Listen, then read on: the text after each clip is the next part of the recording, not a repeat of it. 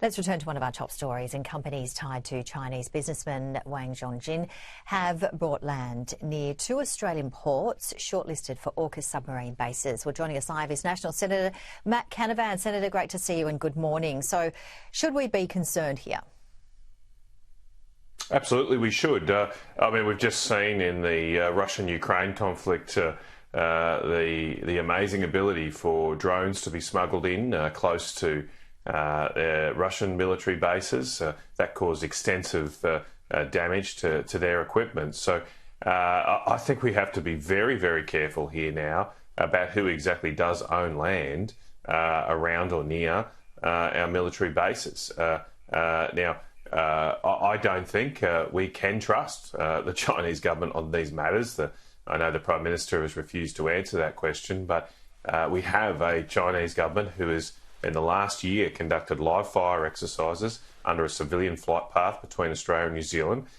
We've had serious incidents involving Chinese aircraft and Australian aircraft on the high seas. And going back further, there's been plenty of examples of aggressive behaviour from the Chinese military in our region.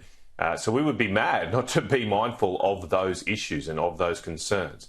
And I support us trying to have as best a peaceful business and investment relationship with China, but we have to have that relationship with our eyes wide open. And if we do open our eyes, we can see that there are clearly risks associated with entities attached or associated with the Chinese government owning land close to our military installations. And the Prime Minister, Anthony Albanese, he won't yet call Chinese counterpart a friend. What is your reaction from the Prime Minister's trip to China? Look, I support our Prime Minister travelling to other countries, seeking to establish the best relationships we can, including with China. As I say, we have obviously a very important business relationship. It's our biggest trading partner. We should try to work on that. The issue here is that the Prime Minister's trip has devolved into the useful to the indulgent. 6 days away from the country he is meant to be leading during a massive homeless crisis in our country. Young people can't afford a home.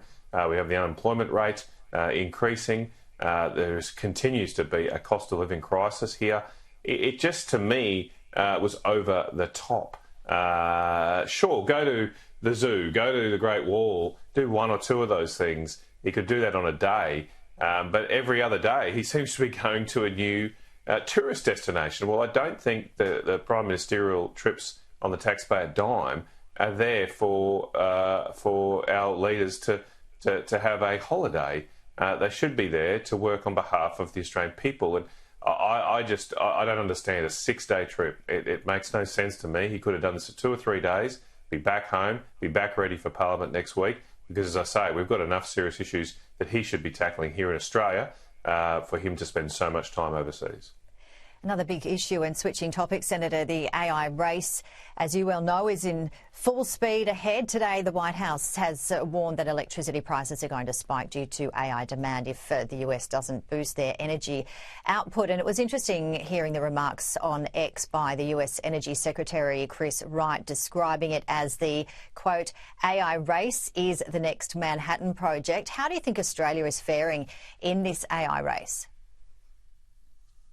Well, we're coming almost last, I'd say. Certainly among the developed world. I know of large factories who can't connect to the grid right now. There's not enough power. So it's not like connecting your house to the grid. When you're a large power user, you have to seek approval to connect to the grid to make sure that your connection doesn't hurt the stability of our electricity supplies. And there are many large businesses now, putting aside data centres, just large businesses that would have a load on the grid being refused connections because there's not enough power. So keep in mind that a large data centre, one of the largest being proposed in Australia at the moment, is a 500 megawatt data centre in Sydney.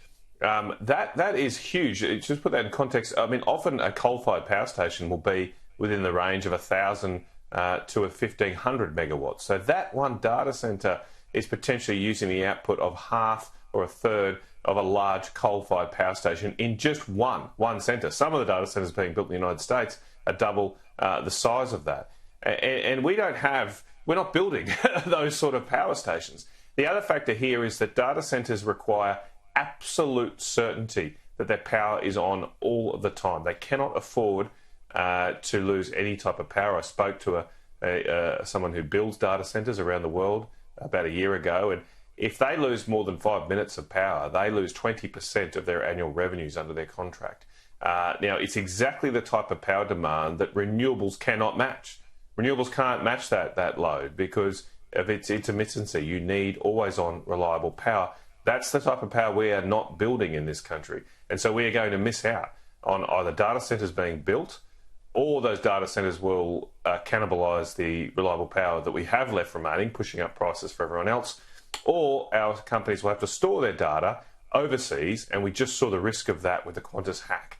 So the government needs to focus here on exactly what its plan is to provide reliable power so that Australians can have their data secure in our own country.